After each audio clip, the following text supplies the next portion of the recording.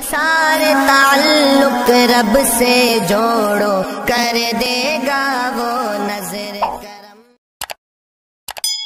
اما بعد فاعوذ باللہ من الشیطان الرجیم، بسم اللہ الرحمن الرحیم۔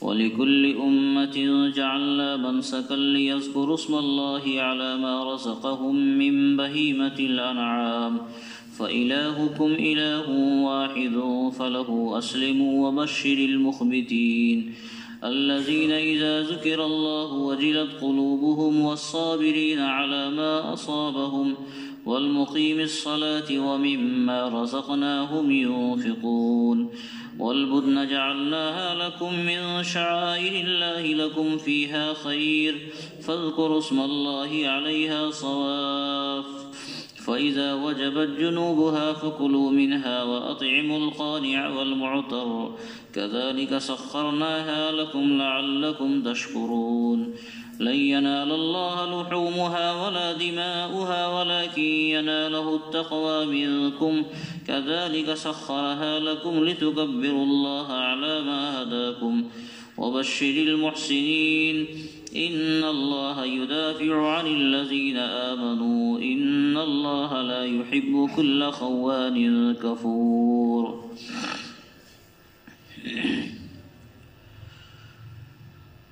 حج کے تعلق سے کچھ باتیں چل رہی ہیں جس میں خانہ کعبہ کی تعمیر کا تذکرہ بھی آیا، حج کے کچھ احکام بیان کیے گئے اور شعائر اللہ کی تعظیم کا حکم دیا گیا۔ حج کے احکامات میں سے ایک اہم حکم ہے قربانی کا، اس کا بھی کچھ تذکرہ آیا ہے۔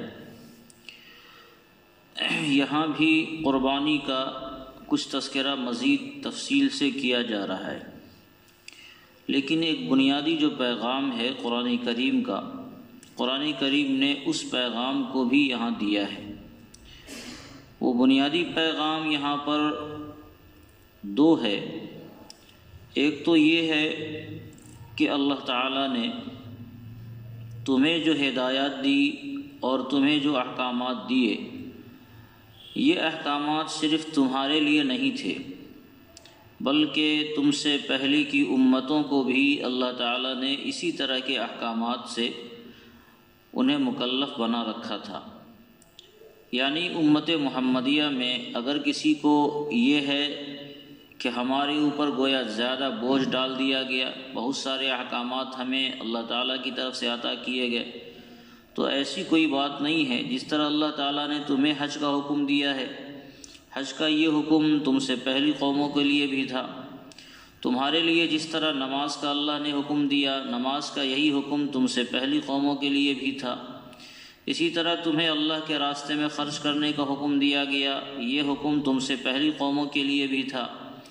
یہی صورتحال قربانی کا ہے کہ اللہ تعالیٰ نے تمہارے لیے قربانی کا جو حکم دیا ہے، چاہے وہ قربانی حج کے مقامات پر ہو یا یہ کہ ایام اضحیہ کے اندر ہو، قربانی کے دنوں میں ہو، تو یہ قربانی اللہ تعالیٰ نے اس سے پہلے کی امتوں میں بھی اس ذمے کو عائد کر رکھا تھا، جس کا تذکرہ خود قرآن کریم میں ہے۔ حضرت ابراہیم علیہ السلام اور حضرت اسماعیل علیہ السلام کی قربانی کا تذکرہ بھی ملتا ہے۔ تو اس طرح انسانیت کو رب ذوالجلال نے تسلی دی کہ جو احکامات تمہارے ذمے ہیں، تم کو یہ نہیں سمجھنا چاہیے کہ ہمارے اوپر بہت زیادہ لاد دیا گیا۔ انسان کو جب یہ تسلی ہوتی ہے کہ جو کام ہم کر رہے ہیں، یہ کام ہمارے علاوہ بھی لوگ کر رہے ہیں، تو آدمی کو اس کی وجہ سے تسلی ہوتی ہے، اور یہ ہوتا ہے کہ اس کام میں بہت سے لوگ شریک ہیں۔ اور اگر کسی کو یہ ہو کہ اتنے سارے کام ہمیں اکیلے ہی کرنا ہے، تو پھر انسان اس وقت پریشان ہوتا ہے۔ تو یہ گویا تسلی کا ایک سامان ہے انسانیت کے لیے، امت محمدیہ کے لیے، کہ اللہ تعالیٰ نے انسانوں سے یہ کہا کہ جو احکامات شریعت کے تمہارے ذمے تھے، وہی احکامات تم سے پہلے کے لوگوں کو بھی ہم نے دے رکھے تھے۔ نماز کا حکم تمہیں دیا تو تم سے پہلے کے لوگوں کو بھی یہ حکم تھا۔ اسی طرح اور بھی عبادات کا حکم تمہیں تھا تو تم سے پہلے کے لوگوں کے لیے بھی یہ حکم تھا۔ لیکن یہ ضروری نہیں ہے کہ ہمیں جس شکل کے ساتھ اللہ تعالیٰ نے حکم دیا ہے انہی شکلوں کے ساتھ یہ احکامات ہم سے پہلے امتوں کے اوپر بھی اللہ تعالیٰ نے نافذ کر رکھے ہوں۔ مثلا نماز کے تعلق سے قرآن کریم نے یا شریعت مطہرہ نے امت محمدیہ کو یہ حکم دیا ہے کہ 5 وقت کی نماز تمہیں پڑھنا ہے، اور پھر 5 وقت کی نمازوں میں ہر نماز کی رکعتیں اللہ تعالیٰ نے متعین کر دی۔ فجر میں 2 رکعت پڑھنا ہے، ظہر میں 4 رکعت پڑھنا ہے، عصر میں 4 پڑھنا ہے، اس طرح رکعات کی تحدید کر دی۔ پھر رکعات کی تحدید کے ساتھ یہ بھی پابند بنایا گیا کہ پہلے نماز کو شروع کرنے کے لیے تکبیر تحریمہ باندھنا ہے، پھر قرات کرنی ہے، قیام کرنا ہے، رکوع کرنا ہے، سجدہ کرنا ہے، سلام پھیرنا ہے۔ اس طرح جو نماز کی ترتیب ہوتی ہے اس ترتیب کے ساتھ نماز کو جو ہمارے ذمے ہے اللہ تعالیٰ نے فرض کیا۔ ضروری نہیں ہے کہ پچھلی قوموں پر جو نماز فرض کی گئی تھی اس کی تفصیلات بھی اسی طرح کی ہوں۔ ہو سکتا ہے کہ ان کو 5 وقت کے بجائے 6 وقت، 7 وقت، 8 وقت یا اس سے کم 2 وقت، 4 وقت کی نماز اس کے ذمے فرض ہو، اور یہ بھی ہو سکتا ہے کہ نماز کی وہ شکل جو اللہ تعالیٰ نے ہمیں دی ہے ہو سکتا ہے کہ وہ شکلیں انہیں من وعن نہ ہو، کسی میں قیام نہ رہا ہو، کسی میں رکوع نہ رہی ہو، کسی میں اور بھی کوئی دوسری چیز رہی ہو۔ یعنی کہنا یہ ہے کہ نماز تو رہی تھی، اتنا تو کنفرم ہے، حج تو تھا، اتنا کنفرم ہے، لیکن اس کی شکل بعین ہی وہی تھی جو شکل امت محمدیہ کے ذمے تھی۔ یہ کوئی ضروری نہیں ہے، شکلیں بھی اللہ تعالیٰ چاہیں تو بدلتے ہیں اور بدل دیتے ہیں۔ اسی طرح قربانی کا بھی حکم اللہ تعالیٰ نے جو دیا، تو قربانی بھی ضروری نہیں ہے کہ پچھلی قوموں پر قربانی کی جو شکلیں تھیں اسی طرح کی قربانی کی شکلیں اللہ تعالیٰ نے ہمارے ذمے بھی لگایا ہو، یہ کوئی ضروری نہیں ہے۔ ہاں یہ ہے کہ قربانی پچھلی قوموں پر بھی اللہ تعالیٰ نے یہ حکم دیا تھا، جیسا کہ اس آیت میں اس کا تذکرہ کیا گیا ہے۔ تو ایک تو بنیادی بات یہ ہے کہ اللہ تعالیٰ نے اس آیت کے اندر یہ فرمایا ہے کہ ہم نے یہ عبادتیں تم سے پہلے کے لوگوں پر بھی فرض کر رکھی تھیں، ان کے ذمے بھی یہ عبادتیں تھیں۔ دوسری جو بنیادی اور اہم پیغام ہے وہ پیغام یہ ہے کہ مقصود اللہ تعالیٰ کی عبادت ہے، مقصود نہ نماز ہے، نہ حج ہے، نہ قربانی ہے، نہ زکوٰۃ ہے، نہ روزہ ہے۔ مقصود صرف اور صرف یہ ہے کہ اللہ تعالیٰ کی عبادت کی جائے۔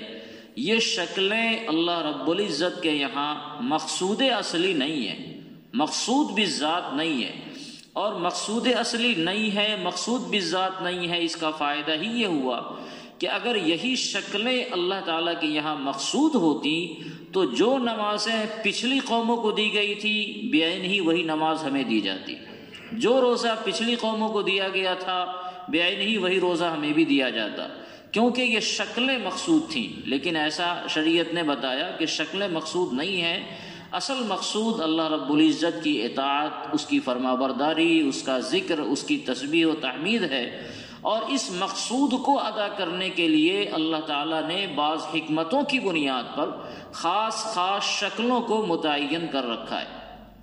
مثلا اللہ تعالیٰ کی عبادت مقصود ہے، اس عبادت کے لیے اللہ تعالیٰ نے نماز کا ایک طریقہ انسانیت کو دیا۔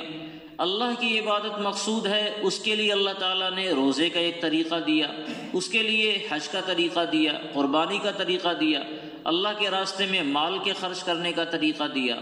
تو یہ جو طریقے عبادات کے اللہ رب العزت نے بتلائے، اگر یہ طریقے مقصود ہوتے تو شریعت مطہرہ میں، چاہے وہ کوئی سی بھی شریعت ہو، ہماری موجودہ شریعت ہو، امت محمدیہ والی شریعت، یا ہم سے پہلے جتنے انبیاء کرام علیہم الصلاۃ والسلام تشریف لائے ان حضرات کی شریعت ہو، تمام شریعتوں میں یہ تمام عبادتیں من وعن اسی شکل کے ساتھ لازم ہوئی ہوتی جن شکلوں کے ساتھ اللہ تعالیٰ نے ہمارے ذمے لازم کیا ہے۔ لیکن صورتحال یہ ہے کہ ایسا نہیں ہے۔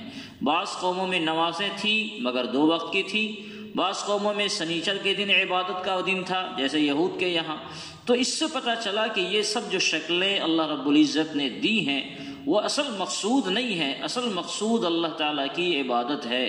ان شکلوں کو اللہ تعالیٰ نے اپنی خاص حکمت اور خاص مصلحت کی وجہ سے انسانیت کو عطا کیا ہے کہ اللہ کی عبادت کرنی ہے نماز کی شکل میں کرو، اللہ کی عبادت کرنی ہے روزے اور زکوٰۃ کی شکل میں کرو۔ لیکن اس کا یہ بھی مطلب نہیں ہے کہ جب یہ شکلیں اللہ تعالیٰ کی نگاہ میں مقصود نہیں ہے، مقصود اللہ تعالیٰ کا ذکر ہے، تو کوئی آدمی یہ کہے جب یہ شکل مقصود نہیں، اصل مقصود تو اللہ تعالیٰ کی تعظیم ہے، اصل مقصود اللہ کی بندگی ہے، تو آدمی اللہ کی بندگی کرنے لگے، اللہ کا ذکر کرنے لگے اور نماز چھوڑ دے، کیونکہ نماز تو مقصود ہے نہیں، تو یہ بھی نہیں چلے گا۔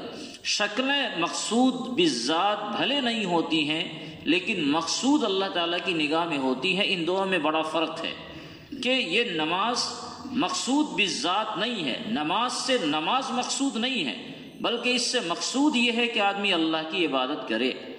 روزہ سے روزہ مقصود نہیں ہے، بلکہ مقصود یہ ہے کہ اللہ کی عبادت کرے، جس کو اصطلاح میں ہم اگر تعبیر کر سکیں تو اس کو مقصود بالذات کہا جاتا ہے۔ مقصود بالذات نماز نہیں ہے، بذات خود نماز مقصود نہیں ہے، مقصود اللہ کی عبادت ہے، لیکن اللہ کی عبادت کرنے کے لیے اللہ تعالیٰ نے نماز کی شکل کو متعین کیا ہے، تو وہ نماز بھی اب مقصود ہو گئی، مقصود بالذات نہیں رہی مگر وہ مقصود ہو گئی۔ براہ راست اپنی ذات کے اعتبار سے اگرچہ وہ مقصود نہیں ہے، لیکن اللہ کی عبادت کو کرنے کے لیے نماز کے طریقے کو اپنانا ہی پڑے گا۔ کوئی آدمی یہ کہے کہ ہم اللہ کی عبادت تو کریں گے مگر یہ شکلیں ہم اس کو نہیں اپنائیں گے، تو یہ کہنے سے کام نہیں چلے گا۔ یہی صورتحال روزہ کی ہے۔ رمضان میں اللہ تعالیٰ نے روزے فرض کیے، اب کوئی بندہ رمضان میں پورا مہینہ مستقل اللہ تعالیٰ کی عبادت میں لگا رہے اور وہ یہ کہے کہ اللہ کی اصل عبادت مقصود ہے، تو تلاوت کرے، تسبیح کرے، ذکر کا اہتمام کرے، نمازوں کا اہتمام کرے، مگر وہ روزہ چھوڑ دے، کیونکہ اس کے کہنا یہ ہے کہ عبادت مقصود ہے تو ہم تو عبادت کر رہے، شکل مقصود نہیں ہے تو شکل کیوں اپنانے کی ضرورت نہیں ہے، تو یہ چلنے والا نہیں ہے، کیونکہ یہ شکلیں بھی مقصود ہیں اگرچہ مقصود بالذات نہیں ہے۔ مقصود بالذات تو اللہ تعالیٰ کی عبادت ہوئی، لیکن اس عبادت کو حاصل کرنے کے لیے اس شکل کو اگر ہم اپنائیں گے تب جا کر اللہ کی وہ عبادت حاصل ہو پائے گی، اور اگر اس شکل کو ہم نہیں اپنائیں گے تو پھر اللہ کی عبادت حاصل نہیں ہوگی۔ بہت ساری مثالوں کے ذریعے اس کو سمجھا جا سکتا ہے۔ مثال کے طور پر ہمیں ہوا حاصل کرنا ہے، ہوا حاصل کرنے کے لیے پنکھا ایک ذریعہ ہوتا ہے، تو پنکھا مقصود نہیں ہے، مقصود کیا ہے؟ ہوا کا حصول۔ اس ہوا کے حصول کے لیے آدمی بلب لگائے گا تو ہوا کا حصول نہیں ہو پائے گا، کیونکہ ہوائیں پنکھوں سے حاصل ہوتی ہیں، تو اگر پنکھے کے بغیر ہوا حاصل ہو جائے تو فبیہا، لیکن چونکہ پنکھے کا لگانا ہواؤں کے حاصل کرنے کے لیے ضروری ہوتا ہے، اس کے بغیر ایسی کوئی شکل نہیں ہے کہ پنکھا نہ ہو، چاہے وہ ٹیبل فین کی شکل میں ہو، چاہے وہ چھت پنکھے کی شکل میں ہو، چاہے وہ اے سی کی شکل میں ہو، تو پنکھا نہ ہو اور ہوائیں اس کو مل جائیں، ایسی کوئی شکل نہیں ہے، لہذا پنکھے کی شکل کو لگانا ہی لگانا پڑے گا۔ ایک آدمی کہے کہ ہم بلب لگا لیں گے اور بلب کے ذریعے سے ٹھنڈک حاصل کر لیں گے، ہوا حاصل کر لیں گے، تو ظاہر ہے کہ جب مقصود وہ ٹھہر جائے تو محض بلب کے لگانے سے کام نہیں چلے گا، اور اگر وہ مقصود نہیں ہے تو پھر اس کے لگانے سے بھی کام چل جائے گا۔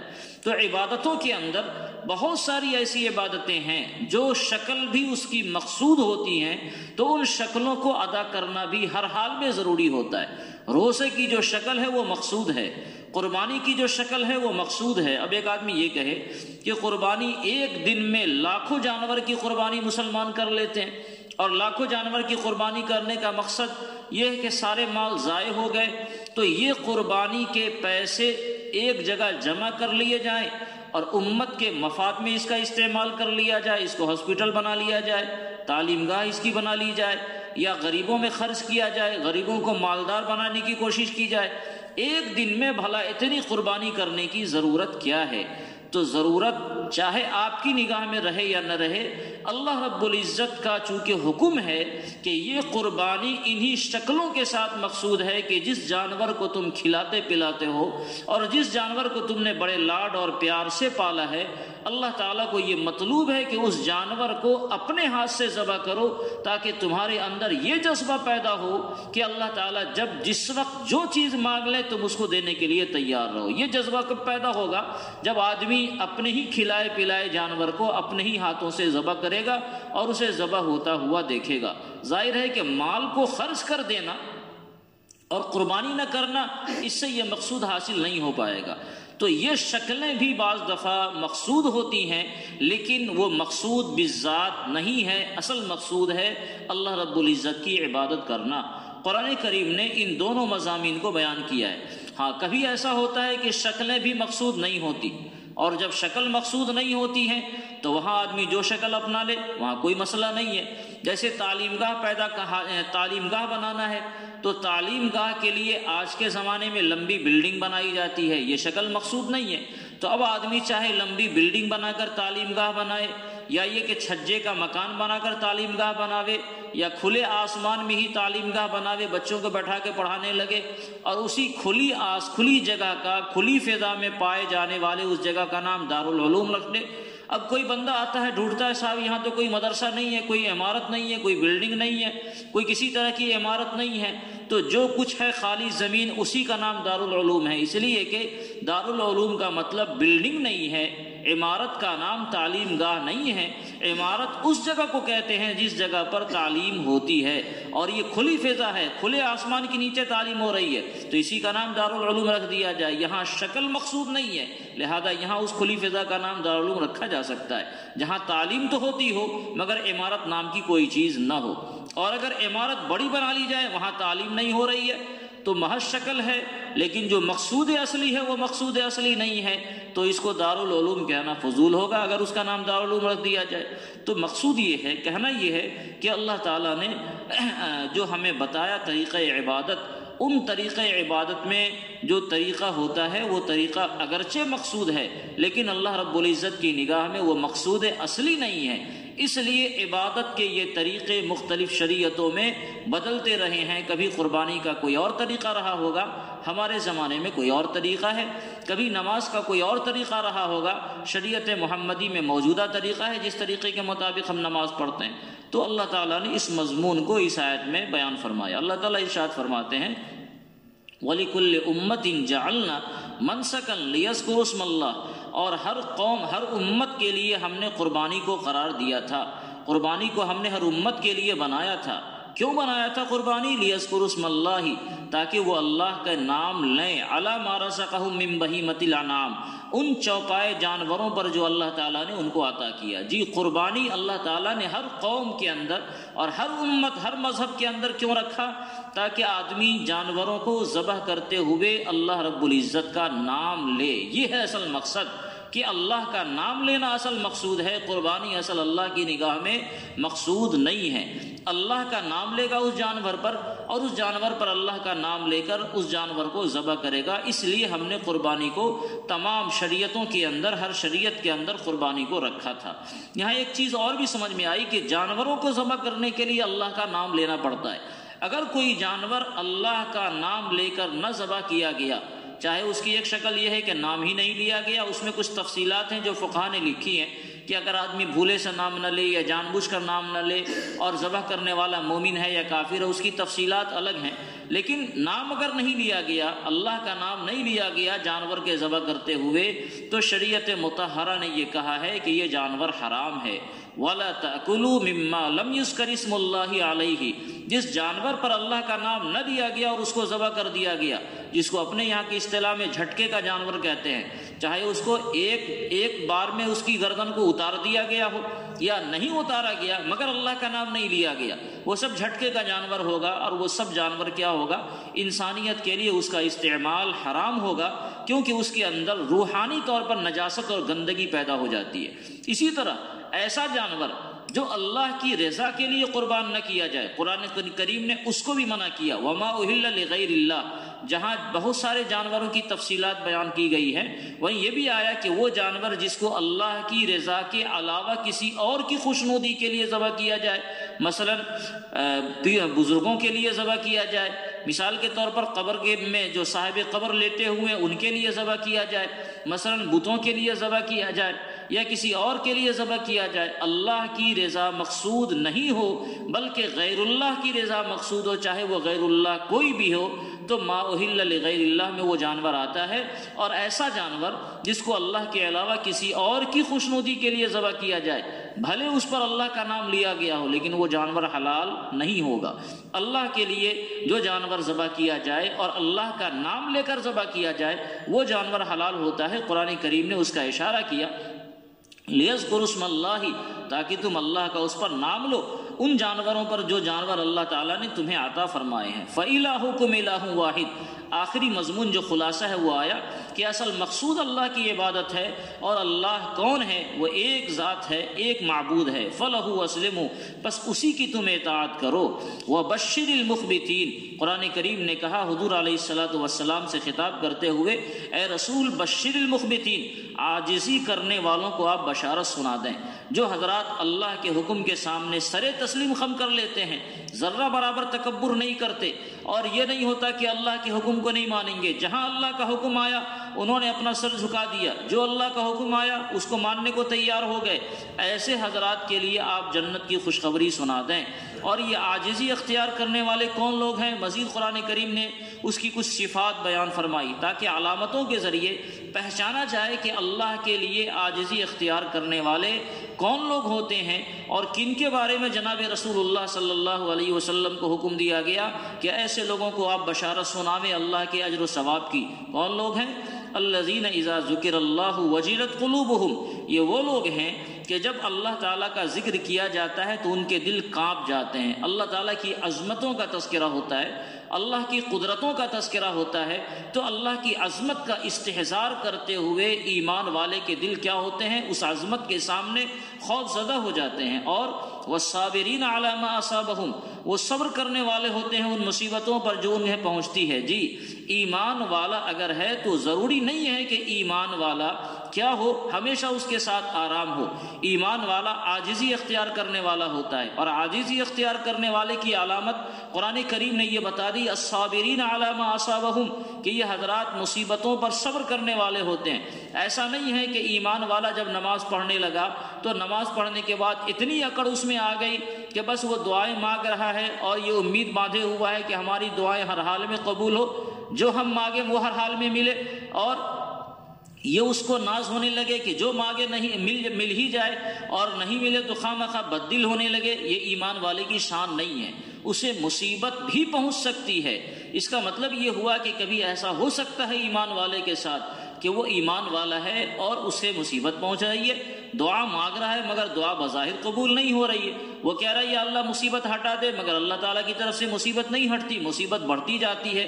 تو اس کا یہ مطلب نہیں کہ وہ بندہ کہیں نہ کہیں اللہ رب العزت کی وجہ کے اللہ رب العزت کی نافرمانی کا وہ شکار ہو گیا ہے، ایسا نہیں ہوتا، بلکہ ایمان والوں کے ساتھ بھی مصیبتیں آیا کرتی ہیں، اسے یہ بتانے کے لیے نمبر ایک کہ آپ خدا نہیں ہیں، خدا کے مقبول بندے ہیں، لیکن جو آپ چاہیں گے وہ ضروری نہیں ہے، اللہ جو چاہے گا وہ ہوگا۔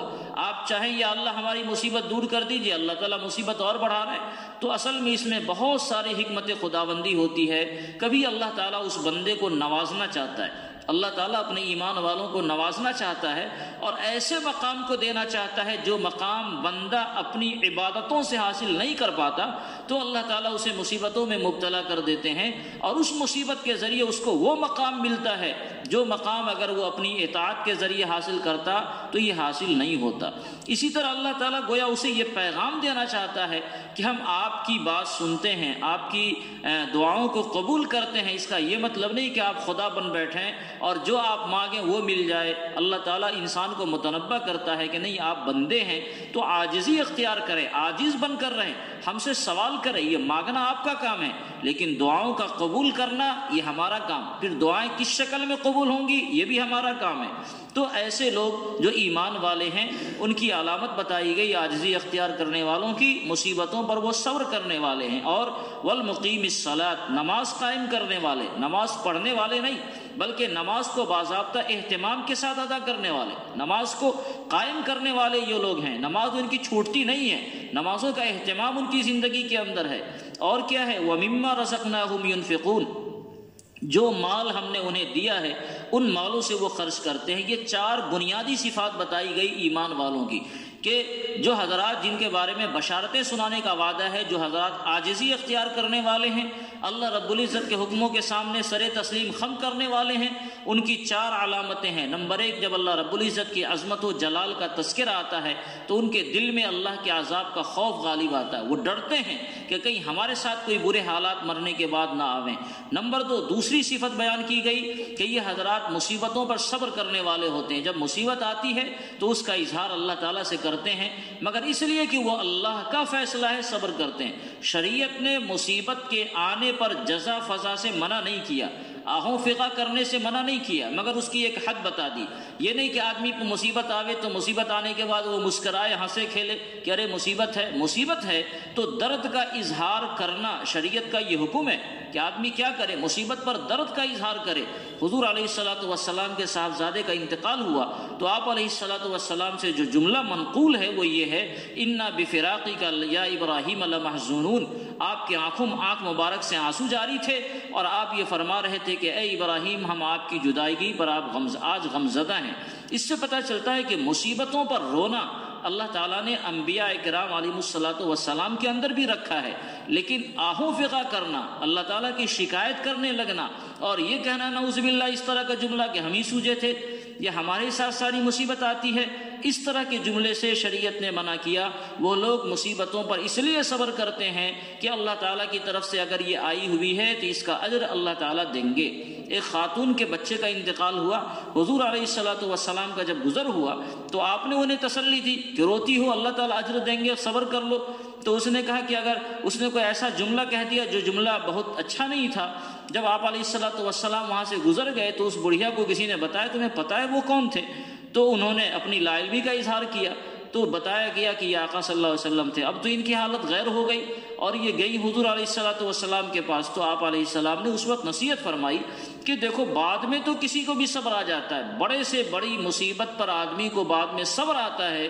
اصل صبر یہ ہے کہ مصیبت آنے کے وقت آدمی صبر کر لے، اور مصیبت آنے کے وقت صبر کرنا یہ ہے کہ اللہ رب العزت کا حکم سمجھ کر اسے پی جائے۔ جتنے غم کے اظہار کی شریعت نے اجازت دی ہے اتنے غم کا اظہار کرے۔ بیماری آئے گی تو آدمی روئے گا، بیماری آئے گی تو درد کا اظہار کرے گا، تو شریعت نے جتنے اظہار کی گنجائش دی ہے، اجازت دی ہے، اتنا ہی اظہار کرے، اس سے زیادہ اظہار نہیں کرے۔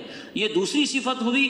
تیسری صفت یہ ہے کہ بدنی طور پر وہ اللہ تعالیٰ کی عبادت کرتا ہے۔ چوتھی صفت یہ ہوئی کہ مال کے ذریعے بھی وہ اللہ تعالیٰ کی عبادت کرتا ہے، یعنی ایمان والا جو عاجزی اختیار کرنے والا ہے اس کی جو صفات ہوئی، ایک تو اس کا نفس انتہائی کامل ہو گیا کہ دل میں اللہ تعالیٰ کا خوف بیٹھا ہوا ہے، ایک بدنی طور پر وہ کامل ہو گیا کہ مستقل اللہ تعالیٰ کی عبادت کرتا ہے، نماز جیسی اہم عبادتیں نہیں چھوڑتا، اس کا مطلب یہ کہ اور بھی جو عبادتیں ہیں وہ بھی نہیں چھوڑتا، اور مال سے خرچ کرتا ہے، جو مالی عبادتیں ہیں، چاہے وہ حج ہوں، چاہے وہ زکوٰۃ ہو، چاہے قربانی ہو، چاہے صدقہ ہو، یہ ساری عبادتیں وہ کرتا ہے۔ ایسے لوگ مخبتین ہیں اور ایسے لوگوں کے بارے میں جنت کی بشارت سنائی گئی۔ وَالْبُدْنَ جَعَلْنَاهَا لَكُم مِّن شَعَائِرِ اللَّهِ لَكُم فِيهَا خَيْرٌ۔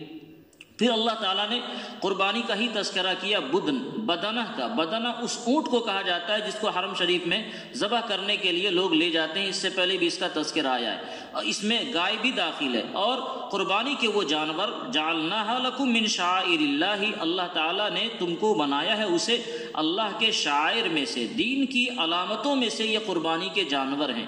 جب تک یہ جانور ہیں وہ ایک عام قسم کے جانور ہیں، لیکن جب یہ جانور اس لیے طے کر لیے گئے کہ اس کو حرم میں جا کر ذبح کرنا ہے، حج کے موقع سے لے جانا ہے اور حرم میں ذبح کرنا ہے، تو اس سے پہلے بھی آیا کہ اب اس جانور کی خصوصیات کچھ اور ہو گئی۔ اب یہ جانور دین کی علامتیں بن گئی، دین کی علامتوں میں سے ایک علامت ہو گئی۔ کیا علامت ہو گئی؟ اب اس جانور پر انسان کے اپنے مالک کا بھی اختیار اب نہیں چلے گا۔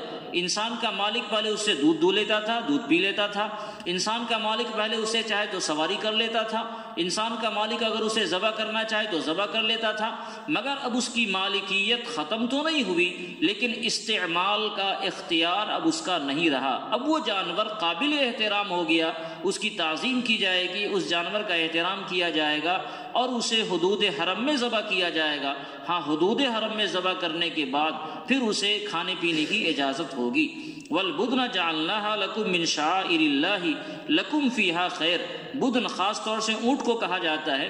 قرآن کریم نے اونٹ کا تذکرہ اہل عرب کے لیے بطور خاص کیا، کیونکہ اہل عرب اونٹ کی اہمیت کو خوب سمجھتے تھے۔ یہ بڑے کام کی سواری ان حضرات کے لیے تھی، بہت کام کا جانور تھا، ہر طرح کا فائدہ یہ اونٹ سے حاصل کرتے تھے، اس کا دودھ بھی پیتے تھے، اس سے سواری وغیرہ کا بھی استعمال خوب کرتے تھے، بڑے کام کی چیز تھی۔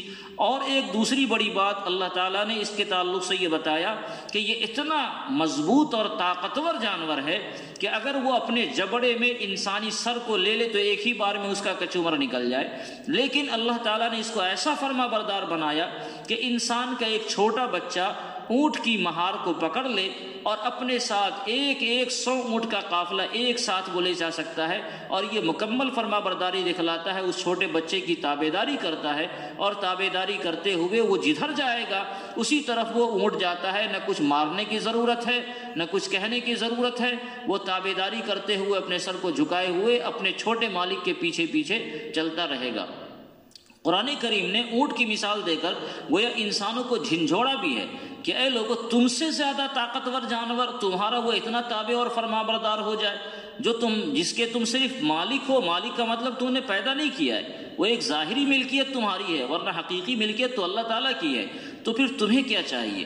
یہ انسانوں کو جھنجھوڑا گیا کہ جب تمہارا وہ مملوک شے ہے اور وہ جانور ہے، اس کے پاس بھی حص ہیں، اس کے پاس بھی بہت ساری اپنی تقاضے اور ضروریات ہیں، وہ تمہاری اتنی تابعداری کرے تو تمہارا کیا بنتا ہے؟ تم اپنے خالق و مالک کی تابعداری کیوں نہیں کرتے ہو؟ یہ انسانوں کو اللہ تعالیٰ نے ابھارا ہے خاص طور سے اونٹ کا تذکرہ کر کے۔ والبدن جعلناها لکم من شعائر اللہ، اور قربانی کے جانور کو ہم نے بنایا ہے اللہ کے دین کے شعائر میں سے۔ لکم فیہا خیر، اس میں تمہارے لیے بھلائی ہے، دنیا کی بھی بھلائی، آدمی اسے کھاتا پیتا ہے، اور آخرت کی بھی بھلائی ہے کہ جب اس کو قربان کرے گا تو اللہ کے راستے میں اس کا ثواب ملے گا۔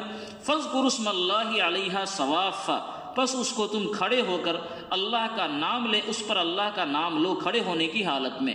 یہ اونٹ کے ذبح کرنے کی شکل بتائی جا رہی۔ اونٹ کو ذبح کرنے کا طریقہ یہ ہے، جو حضرات سعودیہ گئے ہوں گے شاید ان حضرات نے دیکھا ہو کہ اس کو کھڑے ہو کر ذبح کیا جاتا ہے، جس کو نہر کہا جاتا ہے۔ سارے جانوروں کے ذبح کرنے کا طریقہ یہ ہے کہ اس کو لٹا کر ذبح کیا جائے، مگر اونٹ اتنا بڑا جانور ہے جس کو لٹانا انتہائی مسئلہ ہوگا انسان کے لیے، تو اللہ تعالیٰ نے اونٹ میں ایسی فرما برداری دکھلائی کہ اس کو کھڑے کر کے بھی آدمی آسانی سے ذبح کر سکتا ہے۔ اس کی گردن کے پاس چھری مارے گا جس سے اس کا خون نکل جائے گا، اور آسانی سے اس کی روح نکل جاتی ہے، پھر اس کے بعد وہ زمین پر گر جاتا ہے۔ تو فاذکروا اسم اللہ علیہا صوافا، قرآن کریم نے کہا اس کو کھڑے ہونے کی حالت میں اس پر اللہ کا نام لے کر اسے قربان کرنا ہے۔ فَإِذَا وَجَبَتْ جُنُوبُهَا، پھر جب وہ پہلو کے بل گر جائے، فَكُلُوا مِنْهَا، تو تم بھی کھاؤ۔ وَأَطْعِمُوا الْقَانِعَ وَالْمُعْتَرَّ، اور ایسے محتاجوں کو بھی کھلاؤ جو تم سے نہ مانگنے والے بھی ہوں اور مانگنے والے بھی ہوں۔ ایسے سوالی بھی ہو سکتے ہیں جو کبھی تم سے نہ مانگیں، بڑے خوددار ہیں، نادار تو ہیں، مگر اس کے ساتھ ساتھ خودداری ہے، وہ اپنی ناداری کا اظہار نہیں کرنا چاہتے۔ اور ایسے لوگ بھی ہیں جو نادار ہیں اور اپنی ناداری کا اظہار کرتے ہوئے لوگوں کے سامنے ہاتھ پھیلا دیتے ہیں۔ تو چاہے جو مانگنے والے تمہارے پاس آویں ان کو بھی کھلاؤ، اور جو نہیں مانگنے والے آویں لیکن وہ نادار ہیں، محتاج ہیں، انہیں بھی تم کھلاؤ۔ فَكُلُوا مِنْهَا وَأَطْعِمُوا الْقَانِعَ وَالْمُعْتَرَّ، تم کھلاؤ ان نہ مانگنے والوں کو بھی اور مانگنے والوں کو بھی۔ كَذَلِكَ سَخَّرْنَاهَا لَكُمْ لَعَلَّكُمْ تَشْكُرُونَ، ایسے ہی ہم نے اس کو تمہارے لیے مسخر کر دیا ہے، تمہارے قابو میں کر دیا ہے، لَعَلَّكُمْ تَشْكُرُونَ، تاکہ تم شکریہ ادا کرو کہ اتنا عظیم جانور اللہ تعالیٰ نے وہ تمہارے قابو میں دے دیا، تو اس کا شکریہ یہ ہے کہ تم اللہ رب العزت کی اطاعت اسی طرح کرو جس طرح ایک اونٹ طاقتور ہونے کے باوجود بھی تمہاری اطاعت کرتا ہے۔ خلاصہ کلام یہ ہوا، ان آیات کے اندر جو مضمون اللہ رب العزت نے بیان فرمایا اس کا خلاصہ بنیادی طور پر یہ ہے کہ اللہ تعالیٰ نے یہ بتایا کہ اصل مقصود اللہ کی عبادت ہے، آدمی اللہ کی عبادت کرے گا تو وہ کامیاب ہوگا۔ اس عبادت کی جو شکلیں اللہ تعالیٰ نے انسانیت کو دی ان شکلوں کو بھی اپنانا پڑے گا، اور اس میں جن حضرات کو اللہ تعالیٰ نے بشارت سنائی اس کی 4 صفات بیان کی گئی، وہ لوگ ہیں جو اللہ کا تذکرہ کیا جاتا ہے تو ان کے دل کانپ اٹھتے ہیں، مصیبتوں پر وہ صبر کرنے والے ہیں، نماز کو قائم کرنے والے ہیں، اور اس کے ساتھ ساتھ اپنے مال سے اللہ کے راستے میں خرچ کرنے والے ہیں۔ یہ بنیادی صفات ہیں ایمان والوں کی۔ اللہ تعالیٰ یہ صفات ہم سب کے اندر پیدا فرمائے۔ اللہم صلی وسلم